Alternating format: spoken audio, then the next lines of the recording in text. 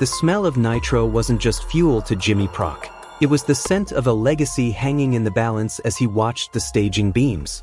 Through the haze of the burnout, a father's eyes searched for the mechanical flaw that the computer hadn't yet whispered to the crew. For Jimmy Prock, the 2026 Lucas Oil NHRA Winternationals were a profound exercise in restraint and technical observation. As one of the most brilliant minds in drag racing history, watching his son, Austin, navigate the high-stakes world of funny car racing evokes a unique blend of professional scrutiny and parental pride. At the in-and-out Pomona drag strip, Jimmy stood as a silent witness to the Prock Rockets' attempt to find a baseline in a season that has been anything but consistent.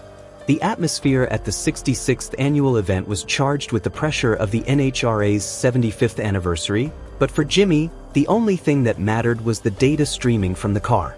He knows better than anyone that the difference between a 3.80-second pass and a 4.90-second failure is often found in the most minute clutch adjustments. As Austin pulled into the beams, Jimmy's focus was entirely on the mechanical dialogue between the tires and the track. The struggles of 2026 didn't begin in Pomona. They were born in the humidity of the season-opening Gator Nationals at Gainesville Raceway. Jimmy watched with a heavy heart as Austin suffered the ultimate professional setback, a failure to qualify for the event. Recording a 4.836-second ET, Austin was the slowest among 19 drivers, a result that felt like a localized earthquake for a family synonymous with speed and precision. Jimmy analyzed that Gainesville failure with the cold, hard logic of a world-class tuner, noting that the car simply wouldn't respond to the track's demands. To see a driver of Austin's caliber at the bottom of the qualifying sheet was a jarring experience for the entire paddock. It set a defensive tone for the Winternationals, forcing the team to spend their California weekend playing catch-up instead of keep away. The narrative of the 2026 season has been dominated by the impact of leaving the massive infrastructure of John Force Racing, JFR. Jimmy understands the mechanical cost of that separation better than anyone else in the pits.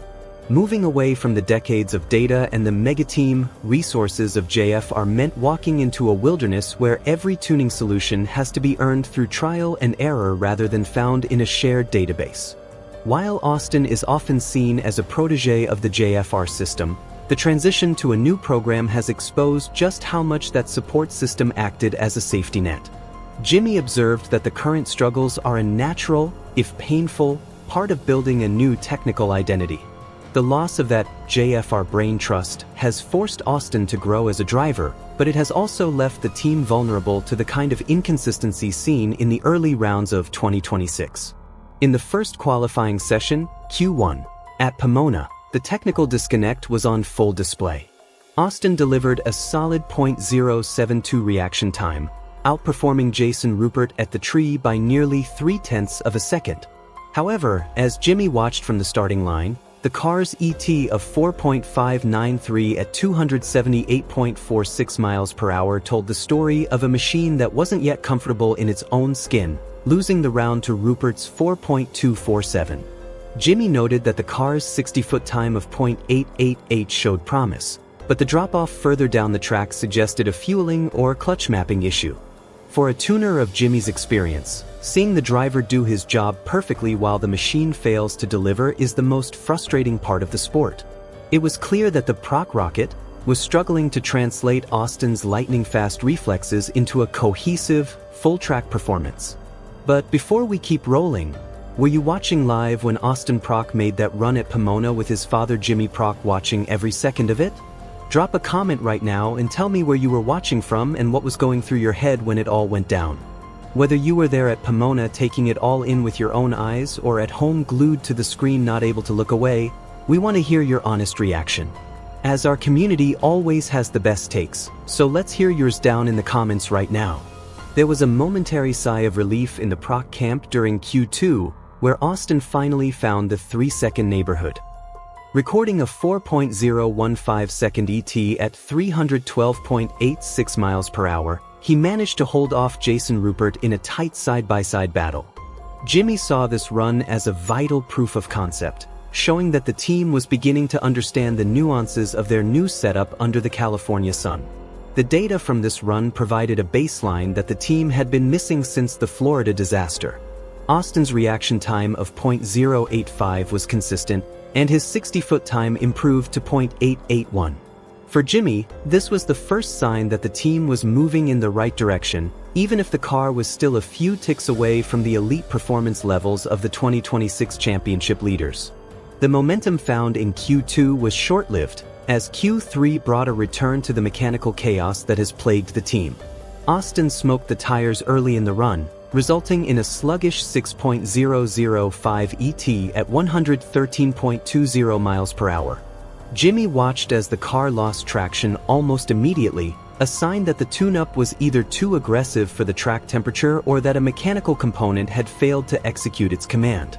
Watching a driver wrestle a car that has lost its legs is a visceral experience for a father. Jimmy observed that even during the failed run, Austin stayed with the car, gathering as much data as possible before the parachutes blossomed. This session was a reminder of the Gator Nationals' ghost, proving that the team's issues were far from solved as they headed into the final qualifying attempt. The final qualifying session, Q4, was a masterclass in resilience, as the team finally delivered the performance they knew they were capable of. Austin cut a blistering .067 reaction time and powered the car to a 3.967 second ET at 323.58 miles per hour. Defeating Alexis DeJoria in that session, the Prock rocket looked like a contender once again, satisfying the hungry Pomona crowd. Jimmy's reaction to this run was one of cautious optimism. He knew the 2.272 second, 330-foot time was exactly where the car needed to be to compete on Sunday. This run was the fastest the car had been all weekend, and it provided a massive morale boost to a crew that had been working 18-hour days to solve the riddle of the car's performance. For a brief moment, the shadow of Gainesville seemed to vanish. Sunday morning brought the ultimate heartbreak in Elimination Round 1. Austin did everything right, recording a championship-caliber .063 reaction time, giving him a significant whole-shot advantage over Jason Rupert's .073. However, the mechanical gremlins returned with a vengeance, causing the car to labor down the track to a 4.945 second ET at 157.23 miles per hour. Jimmy watched as the win light flashed in the other lane, signaling another early exit for his son. The data showed that the car's 60-foot was a solid .891, but it effectively gave up by the 330-foot mark, where the speed dropped to 173.99 miles per hour. It was a devastating way to end the weekend. A perfect driver held back by a machine that refused to cooperate when it mattered most. Reflecting on the weekend, Jimmy Prock's primary concern is the lack of repeatability in the car's performance. He notes that while the 3.967 in Q4 proves the speed is there, the 4.945 in E1 proves the reliability is not. In the 2026 NHRA season, where consistency is the only path to a championship, having a car that swings wildly between world-class and mid-pack is a recipe for a long, frustrating year. Jimmy is also acutely aware of the mental toll these technical failures take on a young driver. He worries that Austin might begin to second-guess his own performance, even though the data clearly shows the driver is doing his job at an elite level. Jimmy's focus is now on stabilizing the tune-up window so that Austin can rely on the car to be there for him every time he drops the hammer. Despite the setbacks at Pomona and Gainesville, Jimmy Prock remains hopeful for the remainder of the 2026 season. He believes that the growing pains of the new program are nearing an end and that the data gathered in California will serve as the foundation for a summer turnaround. The Prock name has never been synonymous with giving up, and Jimmy is determined to see his son back in the winner's circle. As the team packs up for the next event, the goal is simple: find the consistency that has eluded them since Florida. Jimmy knows that the 75th anniversary season is a marathon, and while they've stumbled out of the gate, the Prock rocket has plenty of time to regain its orbit.